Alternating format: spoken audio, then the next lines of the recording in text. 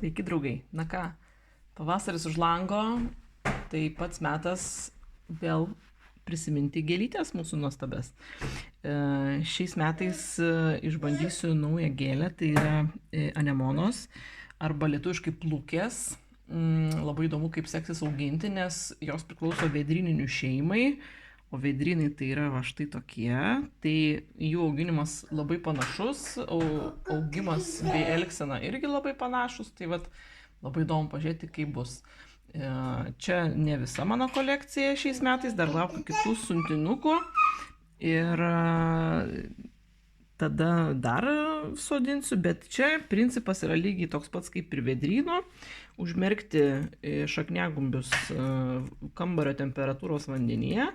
Jeigu galite palikti vandenį bėgantį, tai pavyzdžiui pastatyti po kranu ir tiesiog silpną srovę paleisti, kad burbuliuotų.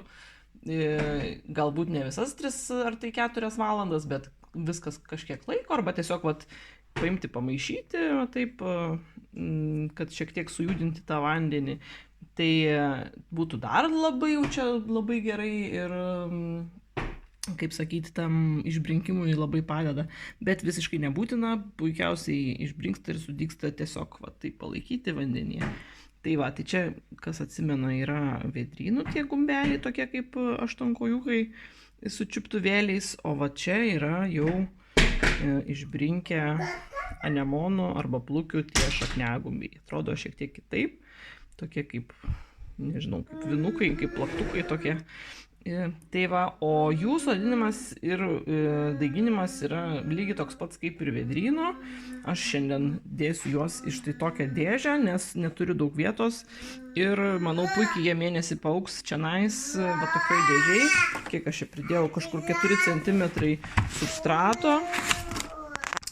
Ir sudėsim dabar visus gražiai taip šitie žemyn. O šitie kitoj pusėje. Taip, smailiu galiuku į apačią, o čia viršūnėlė į viršų.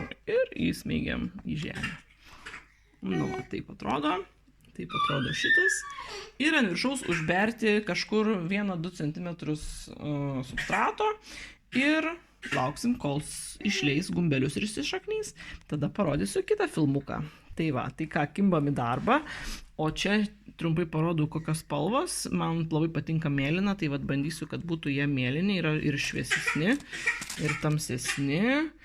Tai čia yra, tos sėklos yra, kaip suprantu, tokios profesionalesnės, bet man tai visiškai, kaip sakyti, nesvarbu. Svarbu, kad būtų spalva ir forma, kokią noriu. Tai labai įdomu išbandyti bus ir pamatyti rezultatus. Tai ką, kol kas tada tiek. Visiems gražios dienos ir iki.